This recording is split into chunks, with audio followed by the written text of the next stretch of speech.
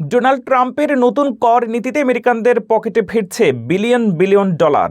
No tax on tips এবং no tax on overtime, এই দুটি ধারা কিভাবে পাল্টে দিচ্ছে সাধারণ মানুষের জীবন। জর্জিয়া থেকে সাউথ ক্যারোলিনা সবখানেই বইছে খুশির জোয়ার। 2026 সালের এই ঐতিহাসিক ট্যাক্স রিফান্ডের প্রতিটি গাণিতিক বিশ্লেষণ এবং ট্রাম্পের আমেরিকান ফ্যামিলি ফার্স্ট নীতির রুদ্ধশ্বাস ও ইনফরমেটিভ খবর দেখুন আমাদের প্রতিবেদনে। যুক্তরাষ্ট্রে 2026 সালে ট্যাক্স ফাইল করার সময় ঘনিয়ে আসতেই আলোচনার কেন্দ্রে উঠে এসেছে প্রেসিডেন্ট ডোনাল্ড ট্রাম্পের নতুন কর ছাড় নীতি ওয়ার্কিং ফ্যামিলি ট্যাক্স কাট। আইনের মাধ্যমে সাধারণ কর্মজীবী পরিবার, সিনিয়র সিটিজেন এবং ক্ষুদ্র ব্যবসায়ীরা অভূতপূর্ব আর্থিক সুবিধা পাচ্ছেন। সরকারি তথ্য এবং সাধারণ মানুষের অভিজ্ঞতা বলছে এই নীতি আমেরিকানদের পকেটে বাড়তি টাকা ফিরিয়ে দিয়ে অর্থনীতিকে চাঙ্গা করছে।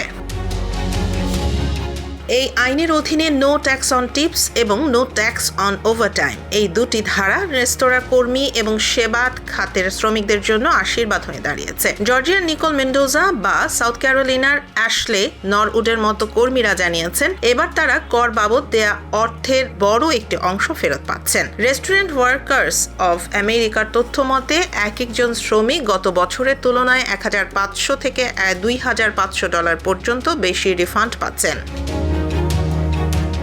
অবসরপ্রাপ্তদের জন্য সুখবর নিয়ে এসেছে no tax on social security ধারাটি। পেনসিলভানিয়ার আর্থিক উপদেষ্টাদের মতে এর ফলে প্রবীণরা আগের চেয়ে অনেক বেশি রিফান্ড পাচ্ছেন অথবা তাদের বকেয়া করের পরিমাণ অনেক কমে গেছে। অন্যদিকে মিশিগান, আইভা এবং কানেকটিকাটের ক্ষুদ্র ও মাঝারি শিল্প মালিকরা জানিয়েছেন কর স্থিতিশীলতা আশায় তারা নতুন প্রযুক্তি ও জনবল নিয়োগে বিনিয়োগ করতে পারছেন, যা স্থানীয় পর্যায়ে কর্মসংস্থান বৃদ্ধি করছে। কর ছাড়ের ফলে মানুষের হাতে বাড়তি অর্থ আসায় গাড়ি কেনা বা পারিবারিক খরচ মেটানোর মতো ক্ষেত্রগুলোতে ইতিবাচক প্রভাব দেখা যাচ্ছে। কারম্যাক্সের মতো বড় প্রতিষ্ঠানগুলো বলছে রিফান্ডের পরিমাণ বাড়ায় ভোক্তাদের আত্মবিশ্বাস বেড়েছে।